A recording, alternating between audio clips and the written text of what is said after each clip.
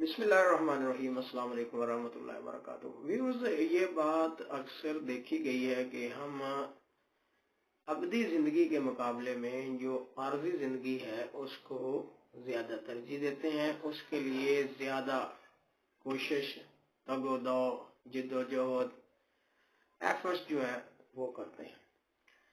तो वो ज़िंदगी जो ना ख़त्म होने वाली ज़िंदगी है, उसके लिए हमारी जो दौड़ धूप है वो बहुत कम होती है। तो इसके पीछे कौन सा फलसफा है, नज़रिया है, सोच है?